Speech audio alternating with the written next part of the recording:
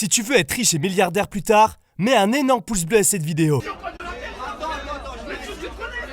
Avant de commencer la vidéo, je voulais remercier toutes les personnes qui ont écouté mon album, ça m'a fait énormément plaisir. L'album a 100 000 écoutes en quelques jours, c'est juste énorme. Il a été ajouté dans des playlists ultra connues. Le dragon sale. Dans cette vidéo, je vais vous montrer les plus gros dramas et les plus grosses embrouilles du YouTube français. Ce sont des dramas qui ont fait le plus de bruit, donc ce sont des embrouilles qui se sont passées entre 2016 et 2022. Vous allez voir Squeezie, Ibra TV, même moi, GameX13, machin.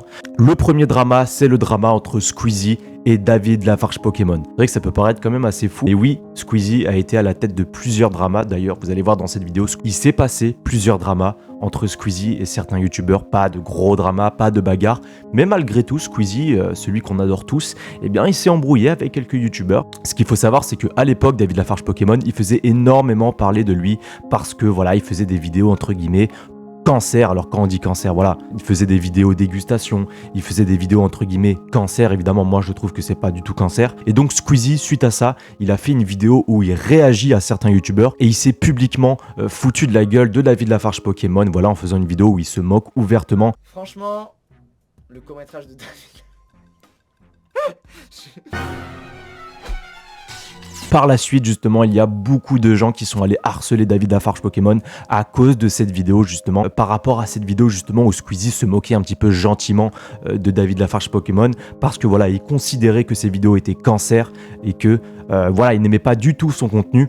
David Lafarge Pokémon, il a pété un plomb, forcément, hein, quand tu reçois des milliers de messages de haine. Quand Squeezie il a fait cette vidéo, c'était pas le but, justement, d'avoir des rageux derrière, c'était juste que, voilà, il donnait son avis, mais lui ne savait pas, Squeezie n'a pas réalisé à quel point il avait un impact sur les gens. Et donc David Lafarge Pokémon, il a fait une vidéo justement coup de gueule pour s'expliquer avec Squeezie. La vidéo a fait plus de 2 millions de vues, donc c'est énorme. Il a fait une vidéo coup de gueule en disant qu'il recevait des messages de haine tout le temps. Pour ça je reviens, parce qu'aujourd'hui j'en ai marre qu'en 2018 je me fasse encore cyber harceler sur internet. Vraiment j'en ai ma claque quoi, vraiment c'est insupportable. Maintenant je suis blindé contre ça, mais stop quoi, stop les gars.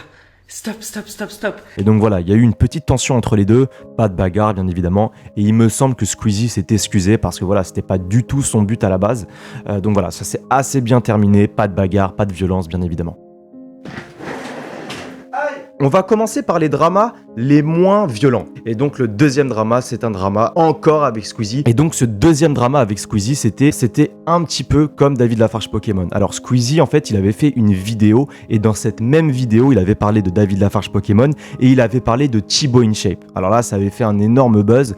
Qu'est-ce qui s'était passé entre Thibaut InShape et Squeezie? Dans la vidéo de Squeezie, il a tout simplement pointé du doigt le fait que Thibaut InShape vendait des vidéos personnalisé à 36 €. C'est-à-dire que tu allais sur le site de Thibaut InShape et tu payais 36 € pour avoir une vidéo personnalisée de lui. Tu pouvais demander une dédicace. Et donc suite à ça, Squeezie, il trouvait que c'était quand même assez abusé. Il n'a pas du tout apprécié Squeezie. Et donc voilà, Squeezie dans la vidéo, il explique que voilà, pour lui, c'est complètement minable de faire ça. Il n'a vraiment pas du tout apprécié le fait que Thibaut InShape vende des vidéos personnalisées à 36 €. On retrouve aussi les vidéos personnalisées où pour 36 €, je dis tout ce que vous voulez en 15 secondes. Là, je trouve que c'est moralement, on est sur un truc extra limite quand même. C'est-à-dire faire des vidéos dédicaces que tu fais payer 36 € et qui seront destinés pour la plupart à des mineurs. Je veux dire, enfin, c'est surtout les jeunes qui sont attirés par ce genre de trucs. Les gens un peu plus vieux, ils vont plus vouloir voir un spectacle. Donc, qu'est-ce qui s'est passé après? Et ben exactement la même chose qu'avec David Lafarge Pokémon, c'est-à-dire que Thibaut InShape, il a reçu une masse de rageux, un harcèlement avec beaucoup d'insultes et forcément, eh bien, ça crée une tension entre les deux. Et il me semble que Thibaut InShape, voilà, il en parle très souvent. Il a très mal pris le fait que Squeezie ait fait une vidéo publiquement. Et donc Thibaut InShape, il explique qu'il aurait bien aimé que Squeezie lui parle en DM pour parler de ça au lieu de faire une vidéo publiquement parce que voilà, à cause de ça, il a reçu énormément de haine. Je ne sais absolument pas si les deux se sont reparlés, si les choses se sont calmées, etc. Ça, je ne sais pas. Voilà, je pense qu'ils se sont parlé sur Twitter en DM et qu'ils ont réglé ça tous les deux. Voilà. Troisième drama entre Amine et Ibra TV. Alors ce qu'il faut savoir, c'est que Amine, je crois qu'il fait plus de vidéos, mais c'était un youtubeur qui faisait des vidéos urbex, des vidéos dans la vie, etc. Donc c'était vraiment il y a 3-4 ans, hein. C'était en 2016, hein, donc ça remonte quand même pas mal. Et ce qui est marrant dans ce drama, c'est qu'on me voit dans ce drama. Il y a une vidéo où il y a Enjoy Phoenix qui fait un live et on me voit derrière pendant qu'il y a l'embrouille entre Amine et Ibra TV. Mais alors qu'est-ce qui s'est passé? À l'époque, Ibra TV, il faisait énormément de vidéos prank, etc. Il y a beaucoup de gens qui disaient que c'était fake. Donc Amine, il a fait des tweets par rapport à ça en disant que voilà, en parlant d'Ibra TV, il a dit que voilà, c'était des vidéos cancer. Et donc suite à ça, forcément Ibra TV, il a vu les tweets et ça l'a beaucoup énervé. J'étais tout simplement allé à un apéro tube, donc c'est un apéro avec énormément de youtubeurs. Et donc il y avait Amine et Ibra TV. Ils se sont croisés et là ça a chauffé. J'ai vraiment cru qu'ils allaient se battre. Et il y avait la youtubeuse Enjoy Phoenix qui était en train de faire un live au même moment. Et moi, on me voit dans la vidéo, j'étais derrière avec un pote et vous allez voir, ça a vraiment chauffé entre Amine et Ibra TV. Et moi, personnellement, j'ai vraiment cru qu'ils allaient se battre. Alors, si vous m'entendez pas, c'est parce que ça crie derrière. J'avoue,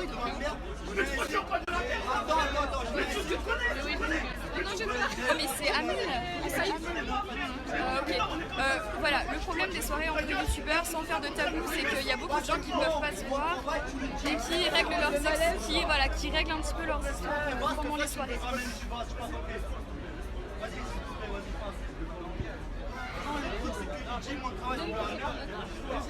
Bien évidemment, ça s'est réglé, ils se sont reparlé dans la soirée, ils se sont serré la main. Quatrième drama entre Dailymotion et le youtubeur Prime. C'était en 2018 quand j'étais au Canada avec Azulek. Qu'est-ce qui s'est passé entre Dailymotion et Prime? Alors en fait, ce qu'il faut savoir, c'est que Dailymotion, à l'époque, il avait proposé de faire un son avec Prime. Donc Prime, qui est un youtubeur qui fait de la musique, et Dailymotion, qui faisait beaucoup de musique à l'époque. Il avait donc proposé à Prime de faire un son, et malheureusement, Prime avait refusé de faire un feat avec lui. Et suite à ça, Dailymotion, il avait décidé de clasher, mais un petit peu pour rigoler. Il a taquiné un petit peu Prime et ça n'a pas du tout plu à Prime. Il a décidé de faire une vidéo où il répond justement à un commentaire de Dailymotion en l'insultant de Dailymogresse, etc., en le rabaissant. Dailymotion sort un an plus tard une réponse suite à ça, un super clip qui va faire un énorme buzz qui va s'appeler chitoube.mp4. Malheureusement, il n'est plus disponible sur YouTube, en tout cas il n'est plus disponible sur la chaîne de Dailymotion. Tu me connais pas, j'ai niqué ta carrière en 2 minutes 3. Oh, Jésus de Nazareth, promis demain j'arrête. Tu vendais du rêve, maintenant. C'était vraiment un clip où Dailymotion il clashait vraiment Prime.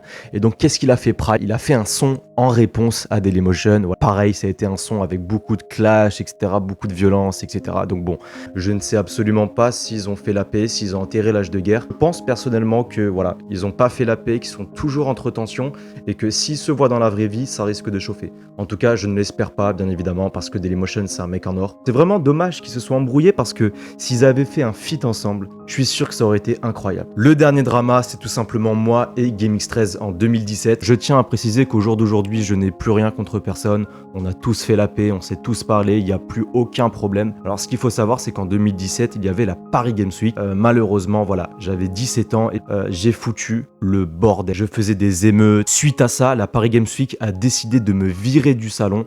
Donc j'ai été viré du salon et ça m'avait beaucoup vexé, ça m'avait beaucoup énervé. J'ai mis une story sur Snapchat en disant justement aux gens de foutre le bordel, de lancer des panini sur les gens, de lancer des panini dans les stands, de lancer des frites sur les stands. Et ce qu'il faut savoir, c'est que GameX13 et sa copine, ils ont tout simplement reçu des projectiles. Voilà, ils ont reçu des canettes, ils ont reçu des kebabs, des panini dans la gueule. Et donc forcément, ils ont directement pensé à moi. À cause de ça, malheureusement, il y a énormément de stands à la Paris Games Week qui ont été annulés. Voilà, des séances de dédicaces, etc. qui ont été annulées à cause de moi. Et donc forcément, ça a énervé beaucoup de personnes. J'ai été viré de la Paris Games Week et quelques heures après, je suis allé à une soirée où il y avait des youtubeurs. Donc j'y suis allé avec un ami, on n'était que deux. Et donc là, voilà, il y avait GameX13, il y avait Razmo, il y avait la Team Lassalle. Ils étaient très énervés contre moi. Ils ont décidé de me prendre à part pour essayer de parler. Et vraiment, sur le coup, GameX13, il a vraiment été bienveillant, même si, voilà, il disait les choses. Il n'est pas venu vers moi pour faire la bagarre, GameX13, vraiment. Au tout début, voilà, il est venu me voir pour parler. C'est vrai qu'il a parlé avec des mots forts, mais voilà, il n'est pas venu pour faire la bagarre parce que de toute façon, on n'était que deux et on allait se faire défoncer, hein, de toute manière.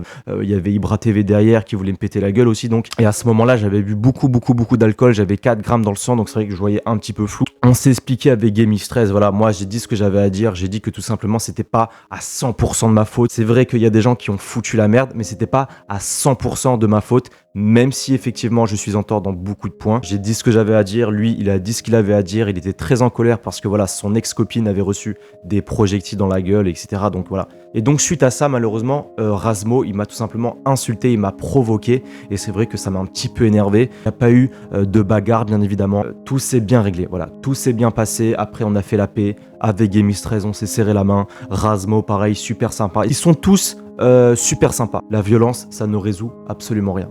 Parlez plutôt. Quand il y a une embrouille, il faut parler, il faut régler les choses, il faut parler. Profitez de la vie avant que la vie profite de vous, bisous.